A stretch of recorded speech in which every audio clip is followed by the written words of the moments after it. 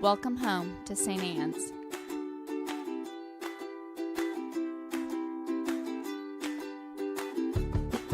We want you to know that you're welcome to join us at 10 a.m. on Sundays. Please be sure to hit subscribe to receive our sermons.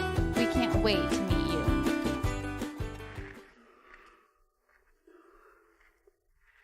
Please be seated.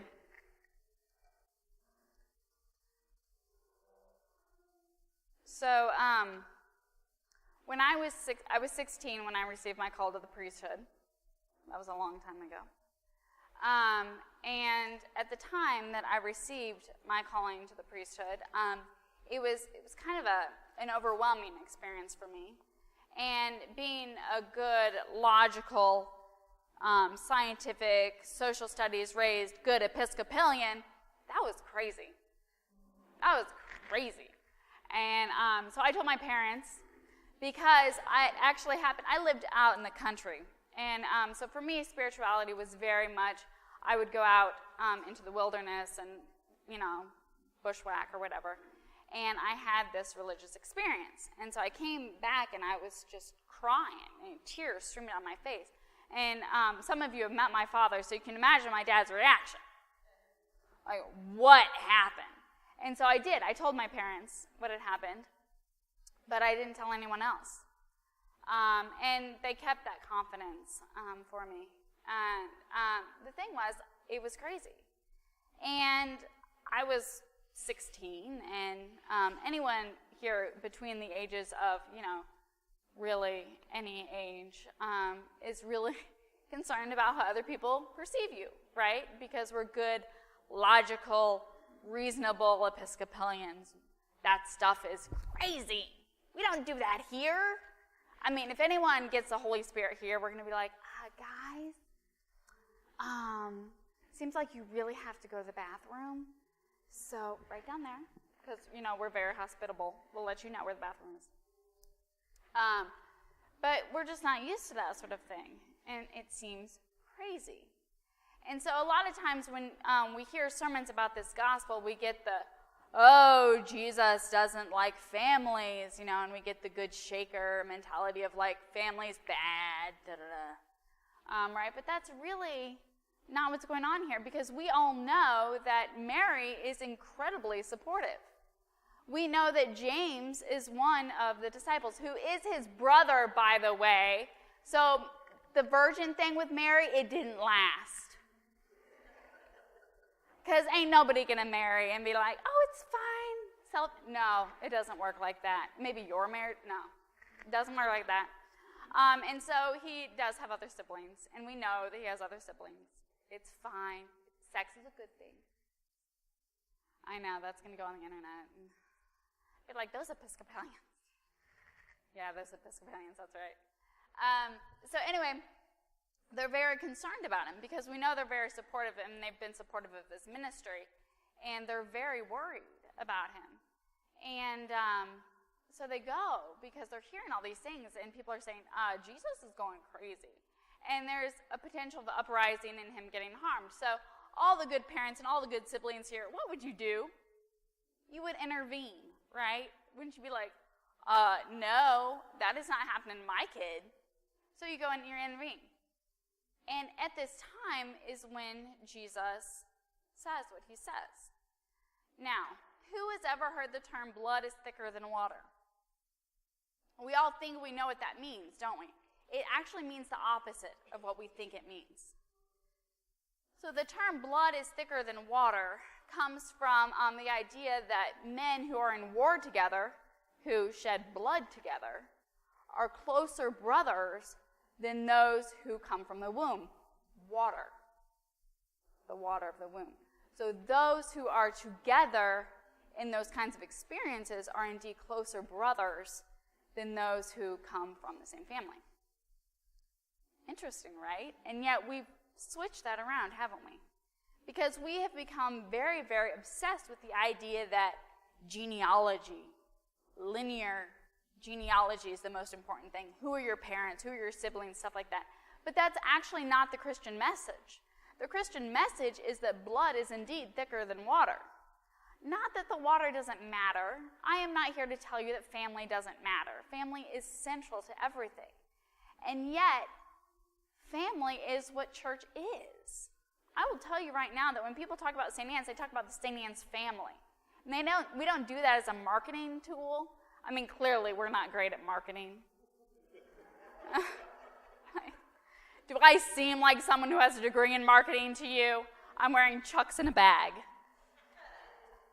So that's not really how it works.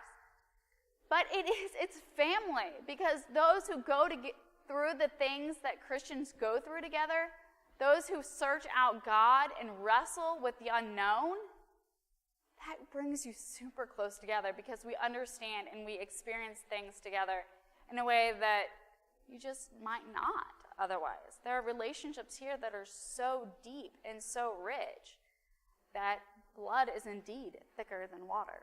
And anyone who has been in our garden knows that blood is involved.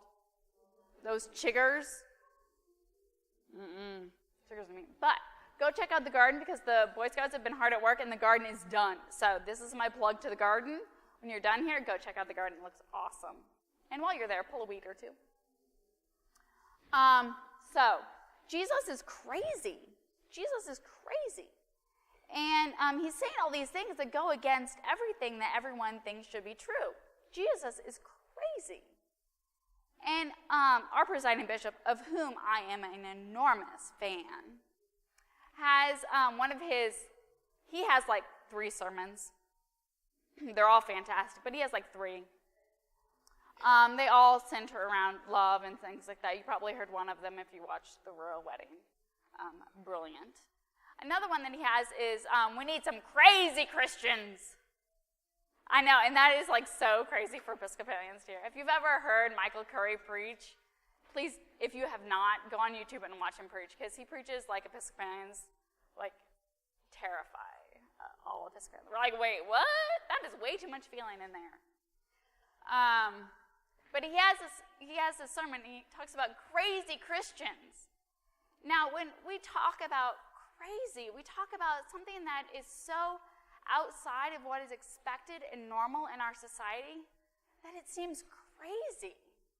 Like loving everyone. Have you ever tried to love everyone? That is crazy. That is nuts. People are hard to love. And if you don't know somebody who's hard to love, you need to love some more people. Because people are hard to, that is crazy. Coming here in the morning at 10 o'clock when it's like 95 degrees out, and this is like the 10 minutes of nice weather where you could be doing something outside, but you're here? That's crazy. I mean, I'm not discouraging you. I told you I was bad at marketing. I just told you all not to go to church, didn't I? No, if you're not here, you could be in the garden pulling a weed. So you'd still be here. The things that we are called to do are crazy, and it seems crazy to those who are outside of it. But it's because we as Christians and we as God-following people, we see the world differently. We see the world through God's eyes. We try to anyway. I mean, I'm not saying we're 100% accurate. I mean, God's got like 20/20 and we're down here with I don't even know what. But we look at the world through the lenses that God grants us. And that makes the world look a little bit different, doesn't it? And sometimes when we proclaim justice, when we proclaim love, when we proclaim caring about the world, that seems crazy. It seems absolutely nuts. It is. It is. Because it's countercultural. Crazy Christian is just not weird. I mean, sometimes it's that too. But it's not that. It's the fact that when we look at the world through God's eyes, we look at it so differently that it seems crazy to those around us. So yes, we do need some crazy Christians. Crazy. And you want to know an even bigger one? We need to look at our own crazy and embrace it. So, I always say this because I work with middle schoolers a lot. Here's what I say to them. You got to find your own weird and embrace it. Because that is, I think, the most important part of being human, is finding your weird, finding who you are, and embracing it. And so to us as Christians, I say, find our crazy, embrace it. And if someone says, you're crazy, just tell them it was divinely inspired. Like when you wear bags in a trunk. We want you to know that you're welcome to join us at 10 a.m. on Sundays. Please be sure to hit subscribe to receive our sermons. We can't wait to meet you.